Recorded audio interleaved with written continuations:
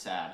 So, the brew process. The first thing you're gonna do is you're gonna really sanitize everything. And there's two different sanitizers you can use. I get the cartons, but I'm too lazy to do that. The first one that I use, it's basically restaurant quality. The main goal is just kill any bacteria that's on any of the stuff you're gonna be using and make sure that it is basically like restaurant quality food safe. So the next thing you normally would do is you'd prepare. You're gonna hydrate the yeast.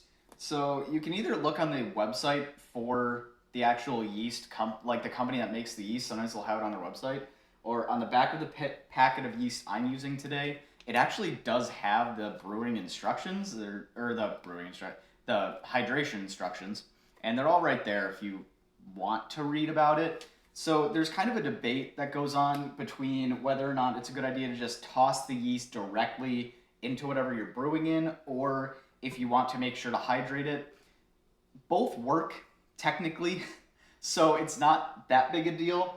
I think obviously most yeast companies will recommend that you hydrate the yeast before, but it's not entirely necessary. Thing that I would normally do is I would add the sugar, and I'm also going to add some mango to this because I love mango flavor. I really want a lot of mango to come through on this, and I've already chopped up some mango beforehand. What is worth noting is when you toss the chunks of mango or whatever fruit you're using, if you're making like a raspberry, strawberry, whenever you toss the fruit directly in there, it is going to raise the original gravity, which is basically what you have to measure. And it's essentially a measurement of how much sugar is in your brew. And that's going to tell you how much alcohol your yeast is going to produce. Because if you went through a high school chemistry course and your chemistry teacher was cool, you probably heard that yeast plus sugar equals CO2 and alcohol. That's kind of the whole basic brewing process. So you want a lot of sugar in order to get a really high ABV. One of the main points that I'm trying to make with this is when you just toss the chunks of mango in, it is going to raise your original gravity. It's more sugar than it had originally, but there's no real good way to measure it. The next thing I'm going to be doing is, normally I'd take the gravity reading now if I'm adding any extra sugar, because in the case of sugar, you can measure it immediately. The mango, you can't. The next thing I am going to be adding, though, is some pectic enzyme. So this stuff is very specifically made for taking the pectin and breaking it down. So pectin is a thing in all fruit that basically keeps it, I think it keeps the cell walls together. I don't know. Biology was when I was 14 in high school. I don't give a shit. I don't have to. I'm an adult. But pectin is a thing in fruit, and in order to get all the sugar out of the fruit for the yeast and for sweetening your drink and getting more flavor into the drink, you want to break down the pectin. So I'm adding pectin. The next thing you can also do is add some yeast nutrient. So that I have right here as well. This stuff is, I don't really know what's in it. It's just something that's good for yeast. Another thing you can use, and a lot of people use, is just raisins. Just toss a handful of raisins into whatever you're brewing, and that works actually really well, apparently. All right, so I've got an airlock here. So I think the last time I was on, I forgot what these were called, and it's called an airlock. And this is actually what lets the CO2 out while also keeping bad things out of your brew.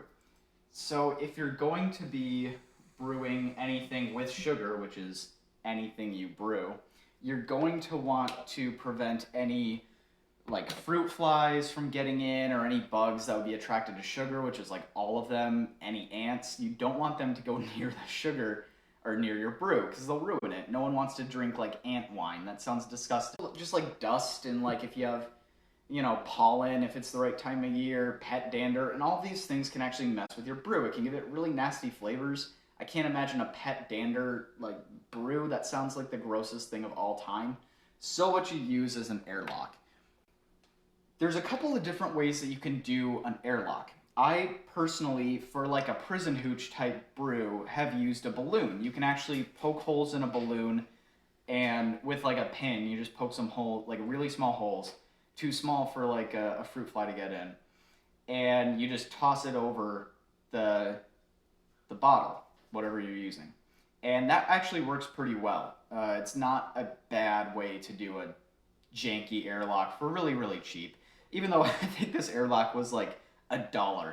Like airlocks are super cheap at your local brew supply store, but if you don't have a local brew supply store, you can always use a balloon. Just poke some holes with a pin, some really small holes.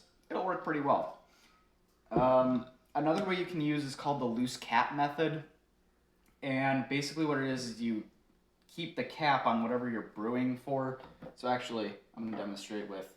So this is the cider bottle that I used last week. I'm just saving it because I might brew something in it. I don't know yet. I don't know what I would brew, but just in case I come up with something. But essentially, you just don't put the cap on all the way. And then you kind of have closed space, but enough space to let CO2 out. And then like once a day, you just want to pop it off and then pop it right back on. Really just making sure you're not building up a ton of pressure in there. That works too. That's totally fine. It's a totally legitimate way. It just takes things a little less seriously. So what I actually did is I took the cap from the juice bottle, because we're brewing it directly in the juice bottle. I'm not messing around with any like buckets or anything. Just the juice is already in there. I don't gotta move it. Fuck that. So I took a 2-inch drill bit and drilled into the cap of the bottle. And then I took, this is like a rubber gasket. It's a 2-inch, what is it called? It's basically a 2-inch rubber gasket. And all it does is make it so that it's really easy to put a good seal over it so that, again, nothing can get into the brew and only CO2 can get out through the airlock. Is that taking things a little too seriously? Maybe, but it's my brew, so I do whatever the fuck I want. And so this stuff says, so it's 9 grams in here, and it says it's suitable for about 5 to 6 gallons. So if I was making a 5-gallon batch, I'd probably just toss the whole thing in here. And I'd probably rehydrate it before that too, because if I'm working with that much, it's a little higher risk. So me personally, I'm kind of risk averse. I'm gonna want to just make sure that my alcohol turns out good. But that means, so it's 9 grams, suitable for 5 to 6 gallons. What we're working with here is 2 quarts. Now, if you forgot your elementary school cups and quarts and gallons conversion rates, which I totally did. I mean, didn't, and definitely didn't have to Google at all. Definitely not.